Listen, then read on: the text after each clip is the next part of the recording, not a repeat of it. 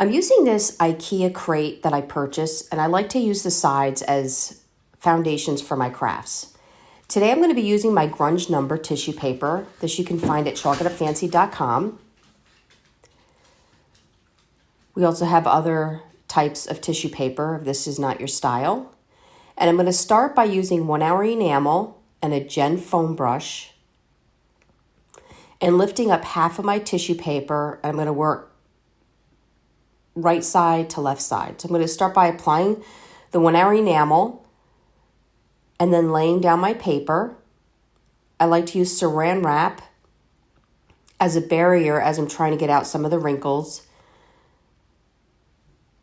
And you want to make sure you're not rubbing the saran wrap. You're just rubbing your fingers. The saran wrap is a barrier to keep it from tearing. And then I use a brayer at the end, and it just finishes off some of those smaller wrinkles, and it makes sure I have full adhesion on every inch of the paper. So now I'm going to the left side and repeating the same thing, taking my Gen brush, putting on the 1 hour enamel, laying the saran wrap down, working out some of the wrinkles.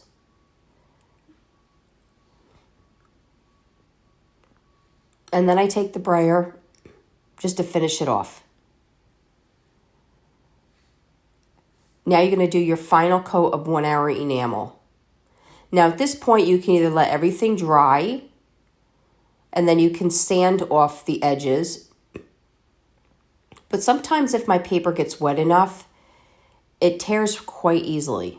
So I saw that this was the case, so I just decided to remove the edges while the paper was still wet. I did need a razor blade for the middle slats.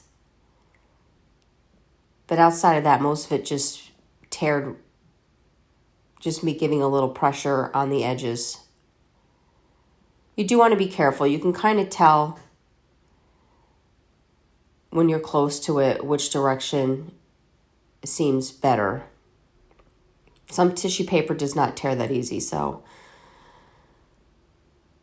now I'm going to let that dry. I found this deer head mount. It's paper mache at Michael's. And using our General Finishes gel stain, this is in antique walnut. You can find that on our Amazon store on our webpage at chalkitupfancy.com. And again, using a foam Gen brush, I'm applying the stain all over the paper mache.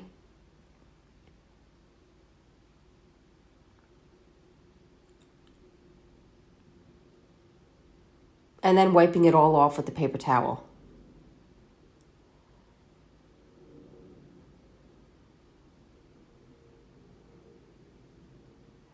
I glued this overnight, this piece of wood across the back with E6000. It's just a shim, and I'm adding some antique walnut to that as well.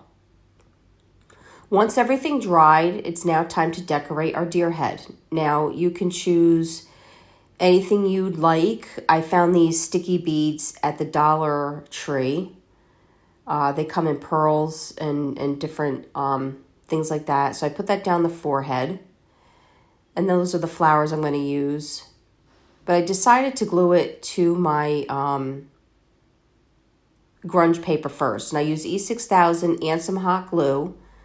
So I would get instant drying, and then the E6000 will dry overnight. And these are those flowers. I also got them at Michael's. And I'm putting across the top as his crown.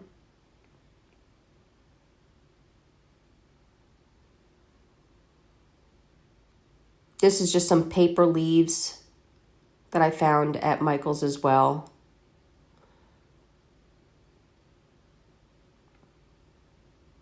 It almost looks like a fern.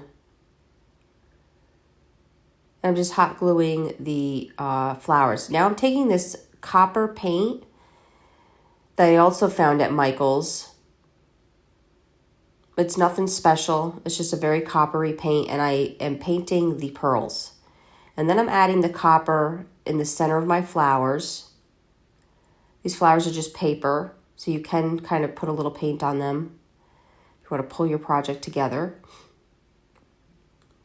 Now I want my deer head to look grungy like my number paper. So I took a chip brush with a very little bit of paint and just dusted it all over the antlers and then all over the face and ears.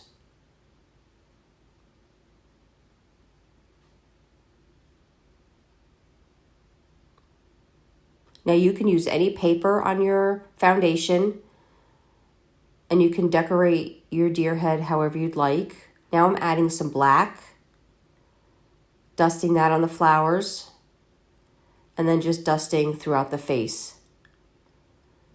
Again, I hope you enjoyed this video. If you'd like to see other tutorials, go check us out on YouTube. You can also watch our videos on chalkitupfancy.com. For any paint products, brushes, tissue paper, or transfers, chalkitupfancy.com. Thank you so much for watching and have a great day.